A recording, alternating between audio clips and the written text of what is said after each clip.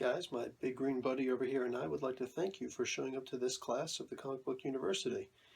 We've broken this particular subject down into 9 different parts, and here's one of them right now.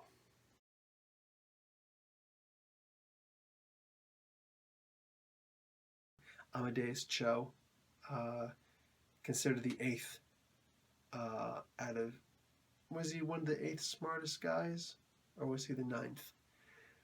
Whatever. Either way, I think Spider-Man was supposed to be the 9th.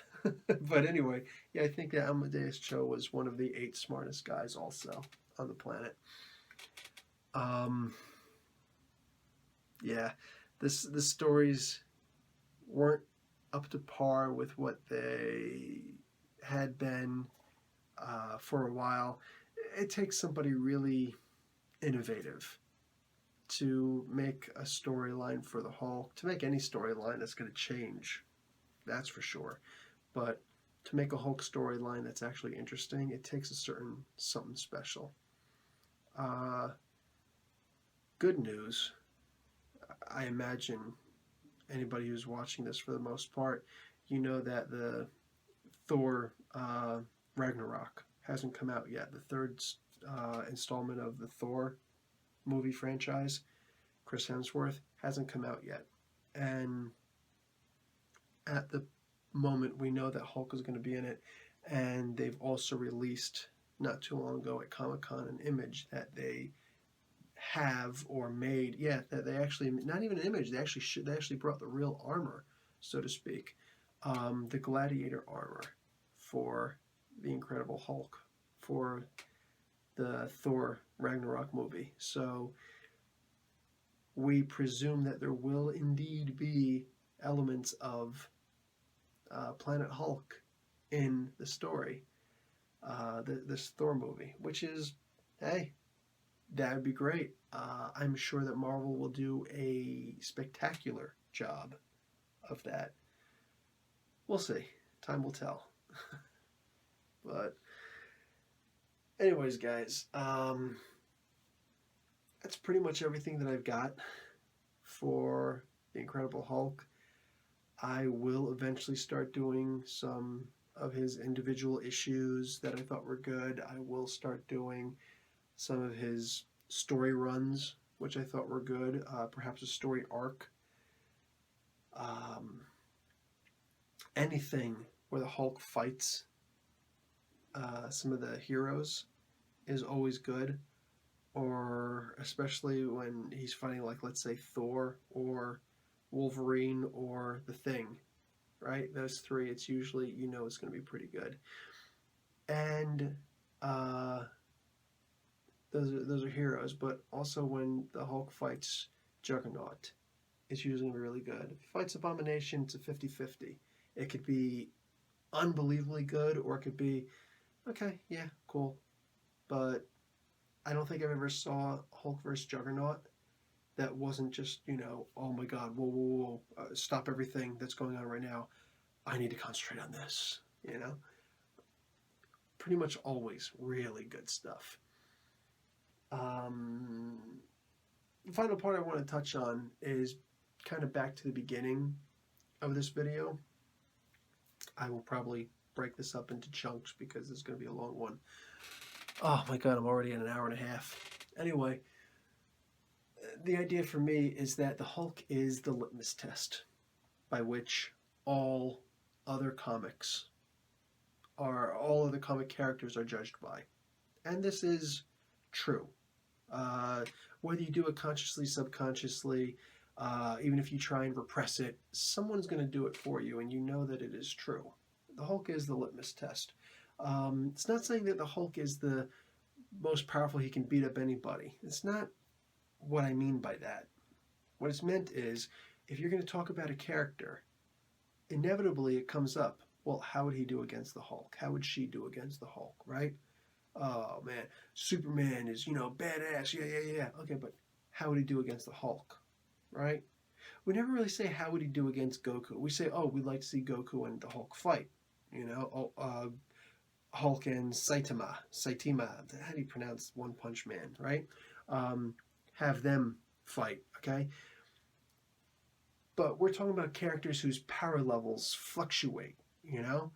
But the Hulk is a constant, all right? Constantly getting more and more angry, more and more strong. But the idea is that he's a constant. And, if you say, oh, Wolverine, he's a tough guy. Okay, how would he do against the Hulk?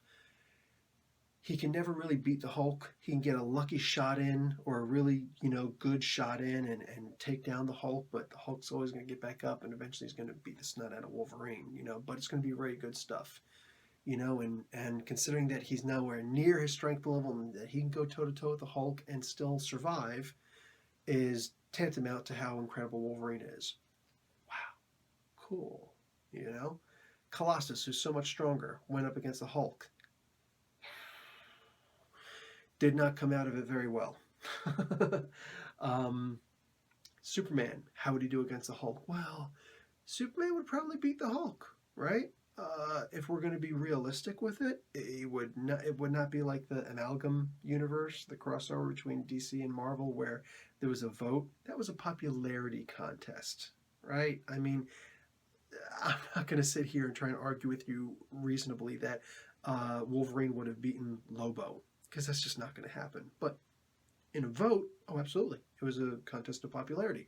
And Wolverine's like one of the most popular characters ever, even to this day, but especially back in the early 90s, forget about it, So, to say that the Hulk is the litmus test for characters, how would Thor do against him? How would this do against him? That do against him?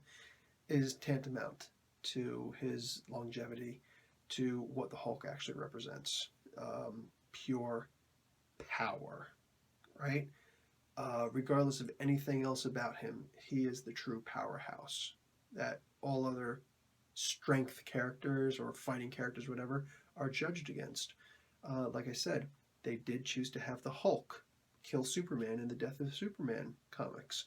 They didn't have a license to Hulk. So they simply took the next best thing and made a character modeled off of the Hulk instead.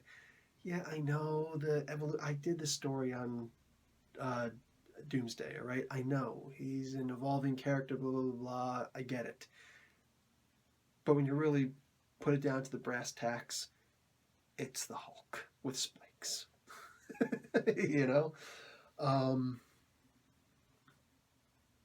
Yeah, if I had to even put Hulk versus Doomsday, I would say that the Hulk would win.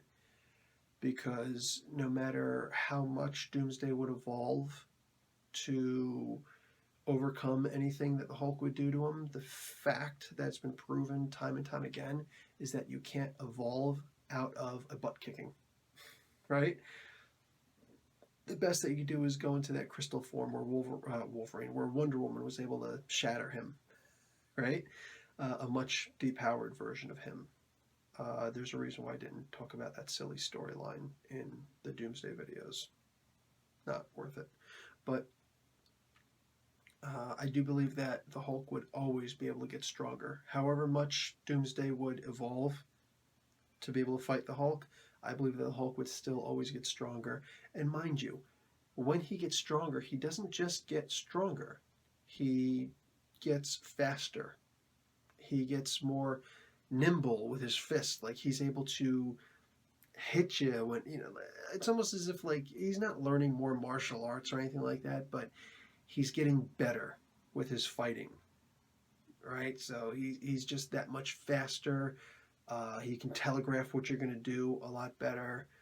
Just, yeah, the kind of things that he's able to do, the madder he gets. It's not just the stronger he gets, the more savage and the more likely you're going to get an ass whooping he gets, So, yeah, the Hulk really is the litmus test, so to speak, for how powerful another character is. That's just the way it is. It doesn't have to be insulting. I know that there's some seriously hardcore DC fans out there who are going to argue. Please don't. Not like that. You can disagree with me, but you know what I'm saying? It doesn't have to get insulting. I read some of the things that people say in other people's YouTube videos. Not cool, man. Not cool. But even more than that, if you really just stop and not take it as a personal slight, I believe that Superman would beat the Hulk, I just don't believe that he's going to beat him inside of 3 pages. Like, I think it was 3 or 5 pages. I think it was like maybe 3 pages that Superman beat the Hulk. No, it would not be that quick. That was a quick resolution for a popularity contest. All right. At the end of the day, Superman would beat the Hulk, but it would not be pretty. Superman would not come out of it unscathed, and it would not be a 5-10 minute job. It would probably even last several days. It might last several weeks. That's seriously just the way that I believe that a true drop down, drag out fight would be between Superman and the Hulk. But yes, I believe that Superman would win. So there's that. But you still judge Superman based on the Hulk. You know, how powerful is Superman? Well, I believe that after a particularly long battle, he could beat the Hulk. Whoa, that strong? Yes, that's what I mean by the Hulk is the litmus test for all other characters. I stand by it. Anyways, ladies, gentlemen, it's been real, it's been fun, and it has actually been real fun. I'm going to close this out now. I don't know how many videos I'm going to chop this down into. Technically, you'll know before this time-stamped version of me knows, but the true Bill will actually know before I actually put it out there. God, I love this time paradox thing. Anyways, please, you can subscribe to the channel and actually become enrolled in the Comic Book University. You can continue the discussion in the class below, after class, in the comment section. You can even rate this video with likes or don't dislike. Don't dislike. Whatever. By all means, please. Class dismissed.